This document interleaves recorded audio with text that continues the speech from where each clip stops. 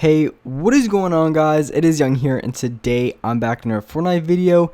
And in today's video, I'm going to give you guys some tips and tricks on how to win more games here in Arena.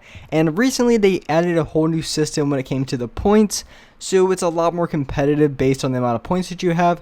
So in this video, I'm going to give you guys the tips and tricks you guys need to know when it comes to winning in Arena. And before we get into the video, I have a V-Buck giveaway. If you guys want a chance to win some free V-Bucks, all you guys have to do is to drop a like on the video. Make sure you guys subscribe to my channel and as well subscribe to my second channel. The link for that will be in the description or the pinned comment. Turn on my post notifications and as well comment down below your Xbox gamer tag, your PSN gamer tag, or Epic account. And as well, if you guys would like to support me in the item shop, all you guys have to do is go over to the item shop, go down to support a creator, type in my code is Young Humor, and you guys will have me added and supported as a creator. I really do appreciate all you guys who do add me. And alright guys, let's go right to the video. Alright, so I know a little bit late. I definitely got a little bit late into playing arena mode after the new update where they kind of reset the points, and it's a lot more competitive, I guess you can say, because the point system goes up a lot more. But I just started getting into it. Everything in this video still applies, even though I'm at like 800 points, and the people I'm going against aren't, you know, the craziest try-hard players. And it's pretty easy. I think I won like four games in a row. I think currently now I'm at like 1500 points or so. But it was not very hard, but I do have a lot of tips in this video, so no matter if you have, 0 points, whether you have 12,000 points, 20,000 points, it doesn't matter. Everything in this video still applies, and it can really help you guys out a ton when it comes to winning more in Arena. So obviously in these lower points categories, when I'm at, the end game really isn't bad at all. I mean, it's honestly pretty easy, but of course once you get into like maybe like 4,000, 5,000, 6,000, maybe a little bit higher than that, then the end games do get a little bit more difficult. And that's definitely something I want to touch on in this video, because I think it is super important.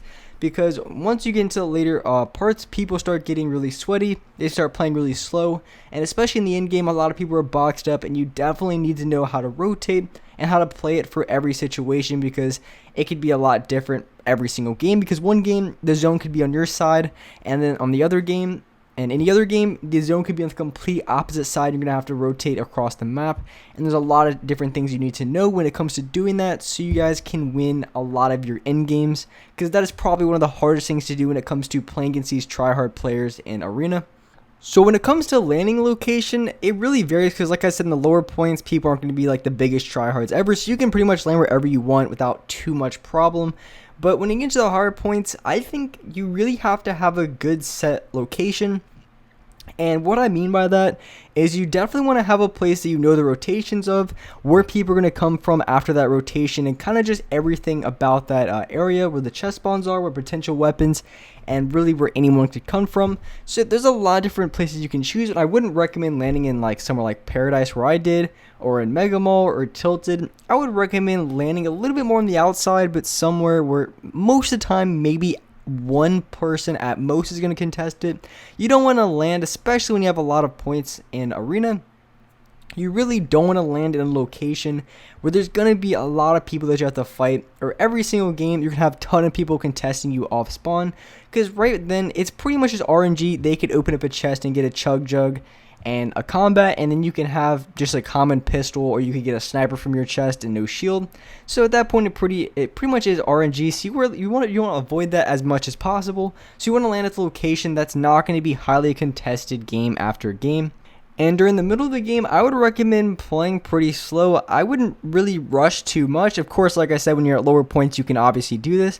But when it comes to those upper point games, it's really not worth it. I wouldn't recommend playing super over-the-top aggressive. Because honestly, if you want to get a lot of kills, especially in Arena in the higher points, the best way to do it is just, if you're alive in the end game, you have high ground, that is going to be your best option overall when it comes to getting a lot of kills.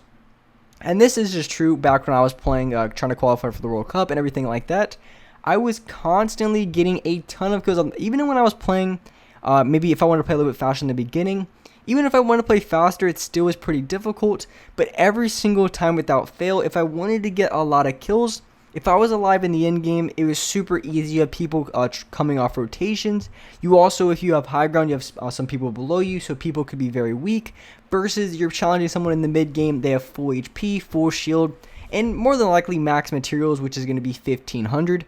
So they're just going to be absolutely stacked, and it's going to be a super pain to kill them and a game. So your best option for a lot of kills, especially if you want to rack up the points when it comes to something like that, pretty much your best bet when it comes to points and everything. You have placement, kills, everything is going to be in the end game. So if you can stay alive to as far as, or as long as you can towards the end of the game, you're going to be racking up points in pretty much every single category. So I wouldn't worry too much about getting a ton of points at the beginning or middle of the game, because at the end game, that's going to be the bread and butter, and that's where you're going to get the most kills that you possibly can, and also get as many placement points when it comes to just placing better. And as far as the end of the game, which I think is one of the most important things that I just want to keep covering in this video, because when it comes to arena, the end of the game is just overall 100% going to be the most important part. Of course, having good landing location, that's not highly contested every single game, is also going to be very important, but the most important is going to be the end of the game. That's where you're going to rack the most amount of points and everything like that. But when it comes to getting wins later in the game, the number one thing that you can do to give yourself the best chance, because RNG is going to happen. You're going to have bad zones. The zone is going to be on your side one game, and then another game it's not going to be on your side. It's going to be the complete opposite way. And then maybe one game you have a launch pad, the other game you don't. So there definitely is a lot of randomness when it comes to your loot and where the circle is. But overall, when it comes to just being as consistent as you possibly can in the end game, your number one advantage, if possible, is you want to have high ground, and you always want to be on the top layer, because if you're at the bottom, one thing that's going to happen is you're going to get focused by everyone. I can guarantee this, and it doesn't always mean being at the bottom is the worst, but when it comes to the end of the game, being on top, being on that, that top story is 100% the best position that you can possibly have. But when you're on the ground, it could be a lot better if you're low on materials, because once you are up, you're going to be burning through. It really depends, because if you're on the bottom not getting shot at, you're not going to be burning as many materials. But if you're on top and you're getting shot at, then you're going to be burning through a lot of mats. But being on top is going to be the best possible thing for a lot of reasons. And just the first reason, clearly everyone's going to be below you, so everyone else is going to be fighting, which means you just have a clear angle on every single player you're going against.